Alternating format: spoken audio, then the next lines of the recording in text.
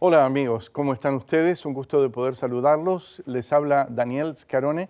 Soy ministerial asociado en la Asociación del Estado de Michigan de la Iglesia Adventista del Séptimo Día y también pastor de la Iglesia Adventista del Séptimo Día. Y estamos junto con otros obreros preocupados por ciertas tendencias que se están presentando dentro de la Iglesia Adventista del Séptimo Día en relación con el estudio y la manera de poder interpretar las Escrituras. La reflexión de este segmento está relacionada con el estudio y la interpretación de la Biblia.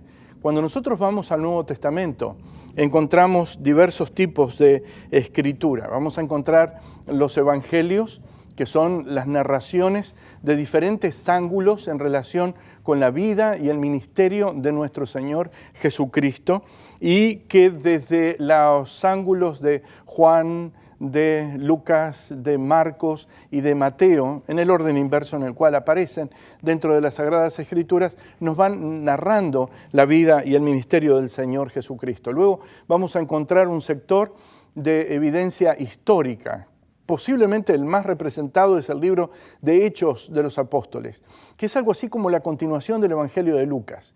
Y en el caso del libro de Hechos de los Apóstoles, vamos a encontrar cómo nace y se desarrolla la iglesia cristiana primitiva, los desafíos que tienen, los problemas que se les presentan, cómo el Evangelio es expandido y cómo puede salir de un aposento alto donde se inicia prácticamente en el comienzo del libro de Hechos de los Apóstoles hasta expandirse en las orillas del Mediterráneo hacia el final del capítulo 28 del libro de Hechos. También encontramos algunas secciones proféticas, las encontramos como micro segmentos proféticos en algunas de las epístolas.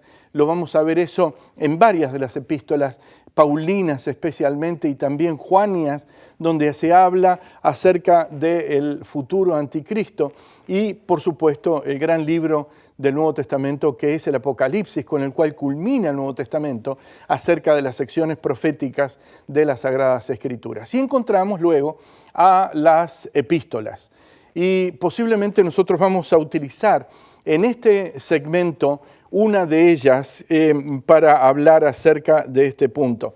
Las epístolas fueron cartas dirigidas desde el sector de liderazgo de la iglesia cristiana primitiva a las iglesias, y en su tiempo eran no solamente recibidas, sino también leídas con devoción en los horarios y momentos de culto de la iglesia cristiana primitiva, con el objetivo de edificar la fe, sostener a los santos en la comunión de la iglesia, sostenerlos en la doctrina cristiana, formarlos en el servicio temprano de la iglesia cristiana primitiva y también en la comunión y en la misión de la iglesia cristiana primitiva. En algunos de estos elementos son importantes tenerlos en cuenta, porque vamos a abrir, y si usted tiene su Biblia y nos está sintonizando en alguno de estos momentos, lo invitamos a abrir en 2 de Timoteo, el capítulo 2, el versículo 14. El apóstol Pablo se lo dirige esto a el otro extremo, digamos, de la vida ministerial. Él es un apóstol que está terminando su ministerio, Timoteo está comenzando. Y tiene un encargo importante. Y el apóstol Pablo en 2 de Timoteo, el capítulo 2, los versículos 14 en adelante, dice: recuérdales esto, exhortándoles delante del Señor a que no contiendan sobre palabras, lo cual para nada aprovecha, sino que es para perdición de los oyentes.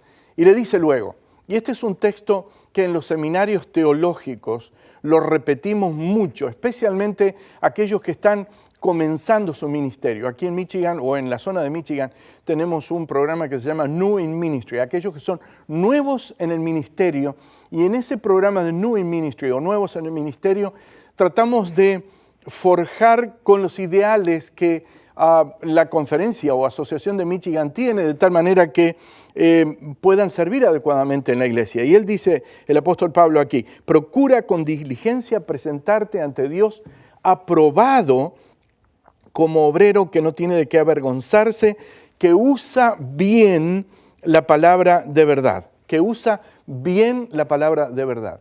Es muy importante este texto y es extremadamente valioso, especialmente en este tiempo, el tiempo del fin en el cual estamos viviendo. Timoteo era un hombre joven, estaba quizás en los 30 y medio de años, entre 30 y 40 años, y se le había dado una tarea, especialmente en la iglesia de Éfeso, y él tenía que rectificar la orientación que dicha congregación estaba tomando, porque esta iglesia estaba comenzando a ser víctima de falacias, de enseñanzas distorsionadas, etcétera, de falsos profetas, falsos maestros que estaban atacando a la iglesia cristiana primitiva. Y entonces, ¿cómo lo sabemos? ¿Cómo podemos llegar a ese conocimiento? Lo dice Pablo en los versículos siguientes, versículos 16, 17 y 18, dice, mas evita profanas y vanas palabrerías, porque conducirán más a la impiedad, y sus palabras carcomerá como gangrena, de los cuales son Himeneo y Fileto. Observen algo, el apóstol Pablo se dirige en una epístola a los Efesios. En esa carta no menciona nombres, pero aquí tenemos el privilegio de poder tener los dos lados de la moneda en un sentido. La parte pública, por una parte, que él la envía a los Efesios, y aquí la privada, en la cual habla de dirigente a dirigente, de un líder a otro líder, y le está diciendo algunas cosas importantes. Dice, y su palabra corcomerá como gangrena, de los cuales son Himeneo y Fileto, que desviarán de la verdad, diciendo, y observen aquí la distorsión, aquí está la herejía temprana que se estaba presentando. Dice, diciendo que la resurrección ya se efectuó y trastornaron la fe de muchos. Observen, ¿qué puede ocurrir en una iglesia cristiana dentro del contexto del mensaje cristiano cuando se está diciendo que algo escatológico, apocalíptico como es la resurrección ya ha ocurrido? Piensen ustedes en las consecuencias que esto puede tener. Ellos habían creído y estaban creyendo una falsa doctrina, y ahora Pablo le está encomendando a Timoteo que él, el joven Timoteo, tenía que enderezar esas cosas allí en Éfeso. El tema de la falsa enseñanza, quiero decirles que no se limita a aspectos solamente doctrinales o de doctrinas fundamentales, o poniéndolo dentro de nuestro contexto, hablando solamente acerca de las 28 doctrinas fundamentales. Cuando vamos a la epístola, nosotros encontramos que este es el tema primario que el apóstol Pablo está enfatizando aquí. Lo vemos en el capítulo 1, lo vemos en el capítulo 4, lo vemos en el capítulo 6, es un tema importante también en segunda de Timoteo, lo vemos en el capítulo 1, en el capítulo 3 y en el capítulo 4. Y la referencia anterior era a la primera epístola que él le dirige a Timoteo. Esto indica la importancia que este tópico estaba teniendo, y también para nosotros la importancia que tiene la segunda carta a Timoteo. Dice en el versículo 14, recuérdales exhortándoles delante del Señor, y dice en 2 de Timoteo 1:6, por lo cual te aconsejo que avives el fuego de Dios que está en ti por la imposición de las manos. Aquí el apóstol Pablo está hablando acerca de la imposición de las manos. Ese es el rito por el cual Timoteo había sido ordenado al ministerio. Era varón, era pastor de la iglesia temprana primitiva, tenía esa responsabilidad. Y este pasaje nos está refiriendo a nosotros el cuidado de la responsabilidad paulina de haber señalado este aspecto. Es decir, Timoteo no solamente era responsable para con Pablo, quien lo había ordenado, se lo recuerda, sino también para con el Dios que lo había ordenado en esa función. Aquí encontramos definitivamente un desafío muy importante. Y este desafío tiene que ver con atender aquellas cosas que estaban ahora debilitando a la fe en la iglesia cristiana primitiva. Hoy en día nosotros encontramos que a través del Internet están llegando muchos mensajes que están trayendo dudas, que traen variado tipo de enseñanzas, muchas falsas enseñanzas y también herejías, distorsiones que van confundiendo a las personas.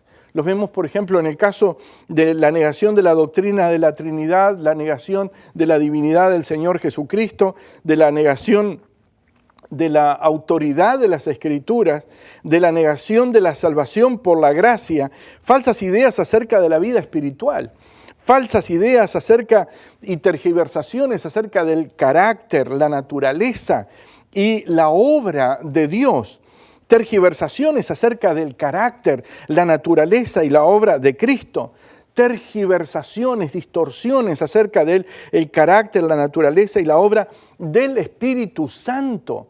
Y básicamente eso a mí, en lo que concierne, me movió a explicar mejor acerca de este aspecto. ¿Qué podemos decir acerca de las falsas enseñanzas? Es muy importante que nosotros entendamos que están afectando las mentes y los corazones de los falsos maestros. Y déjenme decirles algo. Estos falsos maestros son falsos maestros porque han sido falsos creyentes. Han creído en lo erróneo y han elegido creer lo erróneo antes que creer lo verdadero. Y eso es lo que los hace falsos maestros. Ahora, debemos entender algo. La Biblia es la palabra de Dios en lo que afirma la Biblia, no en lo que no dice la Biblia. Y definitivamente aquí nosotros nos encontramos con algunos falsos maestros que están distorsionando lo que dice la Biblia. Y debemos entender que hoy hay muchos que quieren imponer prácticas que están fuera del universo, de lo aceptable y de lo conocido dentro de las Sagradas Escrituras. Y algunos dicen que hay cosas en la Biblia que son silencios de la Biblia. Pero se equivocan. Permítanme decirles lo siguiente. No son los silencios de la Biblia los que tienen autoridad para la práctica de la vida de la fe. No son los silencios de la Biblia los que pueden gobernar ese aspecto. Debemos aceptar la autoridad de la Biblia por lo que la Biblia dice, por lo que la Biblia afirma, por lo que está en la palabra de Dios, no por lo que no está en la palabra de Dios. Los silencios de la Biblia no son autoridad, pero en relación con algunos de los puntos que nosotros vamos a presentar, quiero decirles que la Biblia no guarda silencio. No hay silencio sobre este aspecto. Y el apóstol Pablo dice, recuérdales, exhortándoles delante del Señor, a que no contiendan sobre palabras, lo cual nada aprovecha sino que es para perdición. ¿Qué quiere decir Pablo con esto? Está utilizando aquí una expresión que en griego es logomaquia. Logomaquia. La expresión logomaquia significa una guerra o una contienda o una batalla de palabras o de vocablos.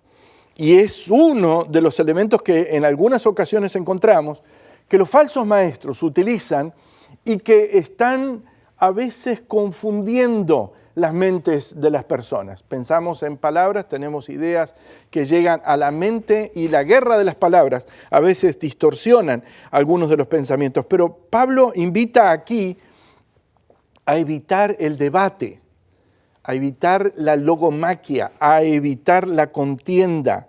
Y de hecho nosotros no debiéramos presentar la verdad divina en confrontación con la filosofía que reina en el mundo. Ni debemos someter la consideración de la palabra de Dios ante aquellos que quieren destruirla, porque la autoridad de la Biblia es la que debiera regir la cultura, no la cultura la Biblia. Es la Biblia la que debe dictar el mensaje a la cultura en la cual nosotros estamos, pero no someter la Biblia a la autoridad crítica de la cultura contemporánea. Y es interesante, dice aquí Pablo, procura con diligencia presentarte a Dios aprobado como obrero que no tiene de qué avergonzarse, y dice aquí que usa bien la palabra de verdad. Es interesante este punto que plantea Pablo aquí acerca de la vergüenza. El diccionario describe vergüenza como esa sensación dolorosa que surge de la conciencia de una persona por haber hecho algún tipo de acción que es deshonrosa. Eso produce en la persona, dice el texto aquí, vergüenza. La sensación de dolor que surge en la conciencia ante una acción deshonorable, deshonrosa. Cualquier persona que propaga cualquier falsa enseñanza debiera ser avergonzada y debiera ser responsable en realidad de lo que dice. Y el pasaje refiere a la vergüenza del trabajo inapropiado por haber diseminado enseñanzas, propósitos, artículos de fe, conceptos que en realidad son falsos porque no tienen la misma orientación de lo que nosotros encontramos en las Sagradas Escrituras.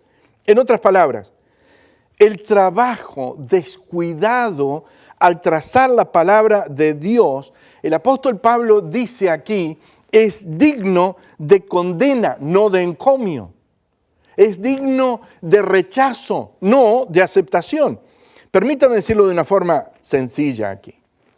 Cualquier persona, no importa el título que tenga, no importa que sea un PhD, que tenga un grado doctoral, que tenga un grado en doctorado en ministerio o en algún otro nivel, cualquier persona que tergiversa o malinterprete la Biblia, ignora, distrae de la palabra de Dios el sentido y está trayendo una falsa enseñanza que desviará en el último tramo a personas de poder conocer la verdad y de andar en el sentido del camino, en el recto sendero que el Señor quiere que esa persona ande, y es digna, según dice aquí el apóstol, de ser avergonzada. ¿Cómo evitar ser un maestro que deba avergonzarse de lo que está presentando? ¿Cómo evitar ser avergonzado delante del tribunal del Señor? En primer lugar, el apóstol Pablo se lo dice aquí, debemos ser, la palabra es diligente. Sé que la versión autorizada aquí dice estudia para presentarte a Dios aprobado. Eso es lo que dice la versión en inglés de la versión King James. Pero en realidad esa, quizás la palabra es lo que mueve el original, es el sentido de ser diligente. Es decir, el énfasis está en hacer el máximo esfuerzo para hacerlo mejor. En realidad es la actitud lo que cambia aquí, la actitud.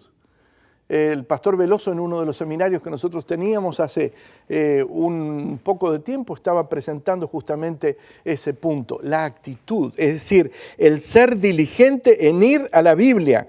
El predicador no debe intentar, y escuchen bien lo que voy a decir ahora, no debe intentar deleitar o complacer al auditorio, a los hombres. No. El pastor, y aquí Timoteo está bajo esa esfera, debe preocuparse por complacer a Dios en la predicación. Muchas veces los pastores tienen que decirle a la congregación algunas cosas que quizás la congregación no quisiera escuchar. Porque hay en algunos casos congregaciones que están en pecado, personas que están en pecado en la congregación, y el pastor tiene que enmendar el camino erróneo. Y este es el caso. Los falsos maestros intentan complacer a los hombres. Y quiero decirles que aquí no nos mueve una concepción de democracia, sino que la palabra de Dios, la Biblia, la palabra profética más segura a la cual estáis bien en estar atentos, dice el apóstol Pedro sobre este punto. La Biblia es la que nos debe instar a nosotros a señalar el camino que se debe proseguir. Hace relativamente poco tiempo, en un programa en el cual he estado colaborando que se llama Respuestas Bíblicas, alguna persona nos escribió y nos dijo lo siguiente: ayer sintonicé el programa a tal hora y les pregunto lo siguiente: ¿cómo intentan ustedes hacer creer a la gente que el sábado es el día de reposo? ¿En qué lo basan? ¿Dónde la Biblia se refiere por nombre a lunes, martes o miércoles en las Sagradas Escrituras? No hablen suposiciones humanas. Al hacerlo así, están poniendo y sacando de la Biblia, están manipulando las Sagradas Escrituras. En un determinado momento a veces uno se puede sentir un poco mal cuando recibe esta visión. Mi compañero en el estudio se sintió un poco desencajado ante tan tremendo desafío y le dije que nosotros en realidad estábamos para enseñar, no para movernos por las posiciones de otras personas que a veces podían ver mal o bien lo que nosotros estábamos presentando. Así que los llevamos al calendario, hablamos sobre el diccionario de las palabras en idioma español, hablamos y utilizamos el catecismo de la Iglesia Católica Apostólica Romana y definitivamente lo que señala sobre el tema, y luego hablamos sobre la Biblia. Y cuando hablamos sobre la Biblia dijimos algo. Y es que cuando vamos al original hebreo en el Antiguo Testamento, los días de la semana en realidad no tienen nombre con excepto de uno, todos los demás tienen número, son numerados. Pero el día de sábado es el único que tiene nombre. Todos los demás días tienen un número basado en el nombre de ese día, que es el nombre del sábado. Y a partir de allí, la numeración es a partir del sábado. Primero de los sábados, segundo de los sábados, tercero de los sábados. Aquel caballero tenía la razón en decir dónde está el nombre de martes, dónde está el nombre de miércoles, dónde está el nombre en fin, lunes, etc. No hay. ¿Por qué? Porque definitivamente están numerados, pero sí el sábado es el día que tiene nombre, es el Shabbat. Es el Shabbat al cual los judíos desde antaño saludaban diciendo Shabbat Shalom, es decir, la paz del sábado esté con vosotros. Y ese sentido es absolutamente profundo y bíblico. El sábado es el único día con nombre en la Biblia, los demás días crean por números sucesivos a partir de ese el día central. Es decir, este aspecto es un aspecto muy, muy importante. Pero hoy en día quiero decirles que hay personas que están siendo afectadas en sus mentes en relación con distorsiones. Algunas de ellas están en relación también con el abuso y distorsión de temas que tienen que ver con los cargos y oficios religiosos en la iglesia contemporánea. Hay pasajes bíblicos que hoy se encuentran bajo abuso. Vean ustedes, por ejemplo, el caso de Gálatas 3:28. Ya no hay judío ni griego, no hay esclavo ni libre, no hay varón ni mujer, porque todos vosotros sois uno en Cristo. Este es un texto que se encuentra bajo abuso en este momento, que se encuentra bajo una logomaquia, una guerra de palabras. Esta referencia, Pablo, en primer lugar, está hablando del trasfondo de la nacionalidad de las personas dentro de esa congregación de Galacia. Segundo lugar, sus condiciones civiles, esclavos o libres. Y en tercer lugar, la diversidad de género, femenino, masculino, está representado allí en la iglesia. ¿Qué es lo que quiere decir Pablo aquí? Porque algunos están diciendo, tomando este texto, están diciendo aquí, hoy en día, nuestra iglesia puede ordenar las damas porque Pablo dijo esto. Ahora, si Pablo dice eso y se lo toma textualmente en una dirección que no está en el texto, veamos algunos elementos que están aquí. En primer lugar, Pablo dice, no hay judío ni griego. Pregunto, ¿hay judíos y griegos? Claro que hay.